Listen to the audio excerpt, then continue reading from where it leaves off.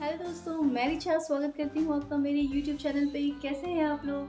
Hope you all are doing very well. दोस्तों, वैसे तो भारत में बहुत सारे त्यौहार मनाए जाते हैं, लेकिन आज मैं जिस बारे में बात कर रही हूँ वो है मकर संक्रांति। मकर संक्रांति का पूरे देश में बहुत महत्व है।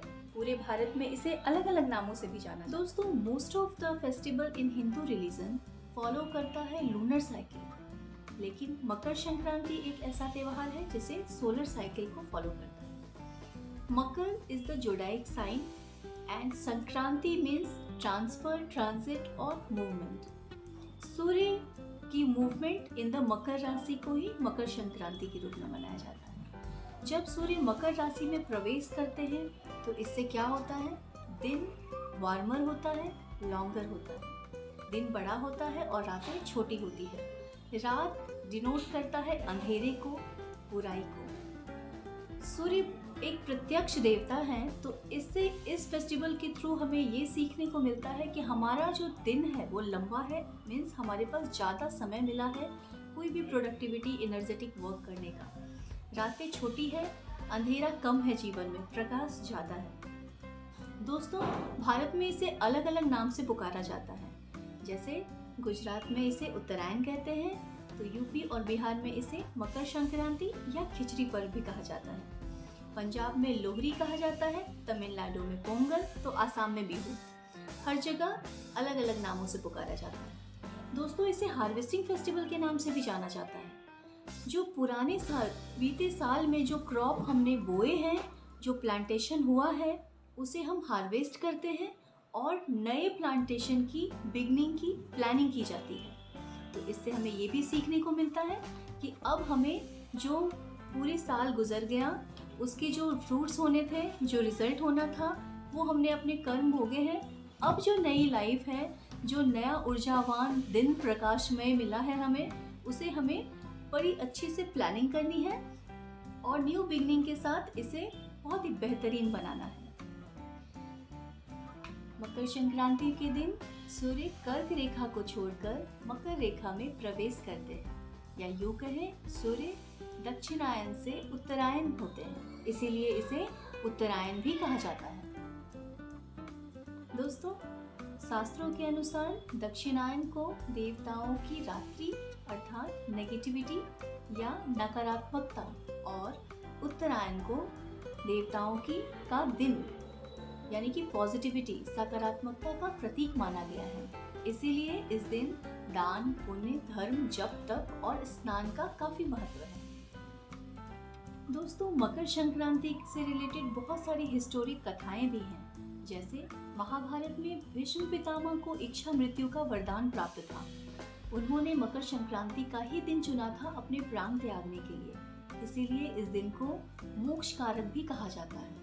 भागवत के अनुसार इसे दिन गंगा जी भगीरथ के पीछे पीछे चलकर कपिल मुनि के आश्रम से होते हुए सागर में जा मिली थी, इसीलिए इस दिन को पाप नाशक भी कहा जाता है। दोस्तों, स्कंद पुराण के काशी खंड के अनुसार एक बहुत ही अद्भुत कथा का उल्लेख किया गया है। उस कथा के अनुसार सूर्य नारायण का विवाह दक्ष कन्या संगना के साथ हुआ, लेकिन सूर्य नारायण का तेज इतना अधिक था कि संगना का जीवन उनके साथ व्यतीत करना नामुमकिन था। फिर भी समय बीतता गया और उनके 3 पुत्र हुए, यमराज, यमुना और वैवत्सत्व। फिर भी संगना का उनके साथ जीवन बहुत ही अधिक मुश्किल के साथ बीत रहा था। तो संगना के मन में ख्याल आया कि मैं कुछ तप करूं, ब्रह्म देवता को प्रसन्न करूं। लेकिन घर को छोड़ करके, घर की जिम्मेदारियों को छोड़ करके वो कैसे जाती? तो फिर उन्होंने एक टेक्निक का यूज किया। उन्होंने अपनी प्रतिरूप, एक छाया स्त्री को घर में प्रतिरूप को रखा, जिसका पता घर के किसी भी मेंबर को नहीं था, सूर्य नारायण को भी नहीं। और जो कि छाया तो शैडो थी, तो उनको सूर्य नारायण से कोई दिक्कत नहीं होता था। संगना तप करने चली गई।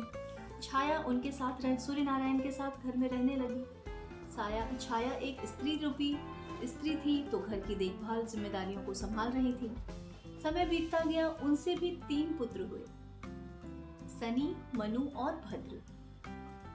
सनी का रूप इतना काला और नीला था कि सूर्य देवता ने जैसे ही सनी को देखा, उन्हें यकीन ही नहीं हुआ कि ये पुत्र मेरा है। उन्होंने शनिदेव को बहुत अपशब्द बोले और बहुत ही बुरी तरह से उन्हें गंदे बोल बोले उन्हें। तो शनिदेव बहुत ही नाराज हो गए। देखो, सूर्य नारायण पिता थे, शनिदेव उनके बच्चे थे। तो जब भी हम किसी बच्चे को डांटते हैं तो कैसे बच्चा रूठ जाता है और यूं इस तरह से बैठ करके और तिरछी नज़र से हमारी बातें सुनता है, ऐसा होता है ना। तो उसी तरह से शनिदेव को जब डांट पड़ रही थी, सूर्यदेव उन्हें बहुत गलत शब्दों का इस्तेमाल उनके लिए कर रहे थे। कह रहे थे तू पाप है, तेरा बाप कोई और है, इस तरह के गंदे शब्द उनके लिए उपयोग कर रहे थे जो कि अनुचित था। तो शनिदेव उन्हें तिरछी नज़र से गुस्से से देख रहे थे। शनिदेव अब कर्मों के देवता हैं, तो उनके इस तरह से देखने के कारण सूर्य चूंकि गलत कर रहे थे, तो सूर्य नारायण का जो रथ है वो मंद पड़ गया। सूर्य नारायण के रथ की गति धीमी पड़ गई। बहुत कोशिश के बाद उनकी गति में थोड़ा तेज आया। ये देख करके सूर्य नारायण का गुस्सा और अधिक बढ़ गया। सूर्य नारायण जो कि सिंह राशि, जिनका प्रतिरूप है सिंह राशि, तो सूर्य नारायण का क्रोध इतना ज्यादा बढ़ गया कि उन्होंने गुस्से से शनि की तरफ देखा। अब शनि कुंभ राशि और मकर राशि, शनि का 2 घर है, कुंभ राशि और मकर राशि। सिंह राशि के सामने कुंभ राशि आता है, तो सूर्य नारायण ने गुस्से से शनि की तरफ देखा और उनके सामने कुंभ घर राशि पहले आता है मकर के बाद। तो शनि का 2 घर कुंभ और मकर। तो सूर्य नारायण ने गुस्से से जब देखा तो शनि का कुंभ घर पूरी तरह से जल गया, उनके क्रोध के कारण पूरी तरह से जल गया। तो उन्होंने क्रोध किया, ये भी उन्होंने एक गलत कर्म किया था। तो शनिदेव कर्म के देवता हैं, तो इसका प्रभाव ये पड़ा कि सूर्य देव को शनि के क्रोध का सामना करना पड़ा। सूर्य नारायण को कुष्ठ रोग हो गया, उनका सारा शरीर सफेद पड़ने लगा। इस बात की सूचना यमराज को पड़ी। यमराज सूर्य के पुत्र थे, तो वो तुरंत वहां पहुंचे और सूर्य नारायण को पूरी बात बताई कि आप शनिदेव को जिस बात के लिए इतनी अनुचित शब्द का उपयोग कर रहे हैं वो बिल्कुल गलत है, वो आपके ही पुत्र हैं। वो पूरी कथा उनको सुनाया गया और उनका गुस्सा शांत कराया गया और उन्हें कुष्ठ रोग से भी मुक्ति यमराज ने दिलवाई। फिर सूर्य नारायण का क्रोध तो शांत हो गया। फिर उसी तरह से शनिदेव को भी सारा पता चल गया बात कि मेरे पिता किस बात के लिए मेरे से क्रोधित थे। फिर सूर्य नारायण का गुस्सा जब शांत हुआ तो फिर उन्होंने सोचा कि चलो अब शनि से मिलने चलते हैं। तो फिर वही वो शनि के पास तो 2 घर थे, जिसमें एक घर जल चुका था, एक घर था उनका। तो सूर्य नारायण शनि देवता से मिलने के लिए उनके घर जाते हैं। तो उनका घर कुंभ जो कि जल चुका था, तो वो उनका दूसरा घर मकर राशि में उनसे मिलने जाते हैं। सारी ईगो डिग्निटी सबको साइड में रखते हुए सूर्य देवता अपने पुत्र से मिलने जाते हैं।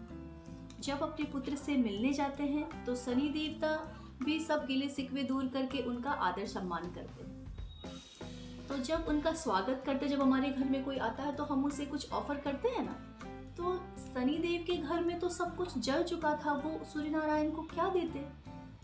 तो फिर उन्होंने देखा उनकी नजर अपने घर में पड़ी, तिल पर पड़ा। तो सूर्य नारायण के गुस्से के कारण उनका घर तो जल चुका था, लेकिन वो तिल जो कि सफेद से उनके क्रोध के कारण जो जल गया था, वो सफेद से काला पड़ गया था। तो शनिदेव को वही काला तिल मिला। उन्होंने काला तिल निकाल करके सूर्य नारायण के सामने प्रस्तुत किया उनके स्वागत में। सूर्य नारायण को ये देख करके बहुत खुशी हुई, शनिदेव ने उनका स्वागत किया था। तो सूर्य नारायण शनिदेव को आशीर्वाद देते हैं और कहते हैं कि आज के दिन मैं जब भी तुम्हारे घर आऊंगा तो तुम काला तिल से मेरा स्वागत करना। सूर्य नारायण काले तिल को खा करके बहुत प्रसन्न हुए और शनिदेव को वरदान दिए कि शनिदेव, मैं जब भी तेरे घर आऊंगा तेरा घर धन धान्य से भर जाएगा, तेरा घर पहले जैसा हो जाएगा और तेरा जो बुरा प्रभाव था वो भी खत्म हो जाएगा। जब मैं तेरे राशि में प्रवेश करूंगा, जब मैं तेरे घर में आऊंगा, तू एक अच्छे फलदायी बन जाएगा, सभी की इच्छाओं की पूर्ति करने वाला बन जाएगा। इसलिए दोस्तों, शनिदेव काले तिल से बहुत प्रसन्न होते हैं। काला तिल दोस्तों, शनि को काले तिल के कारण ही अपना वैभव फिर से प्राप्त हुआ था। इसीलिए कहा जाता है कि मकर संक्रांति के दिन काले तिल के लड्डू खाया भी जाता है और इसे दान भी किया जाता है। काले तिल को दान करने से या उसे खाने से सभी इच्छाओं की पूर्ति होती है और परम सुख की प्राप्ति होती है। तो दोस्तों, ये थी पौराणिक। मेरा ये वीडियो आपको कैसा लगा? प्लीज़ अगर अच्छा लगा हो तो मेरे वीडियो को लाइक कीजिएगा और मेरे चैनल को सब्सक्राइब करना मत भूलिएगा। Wish you a very very happy Makar Sankranti. Stay safe. Bye bye.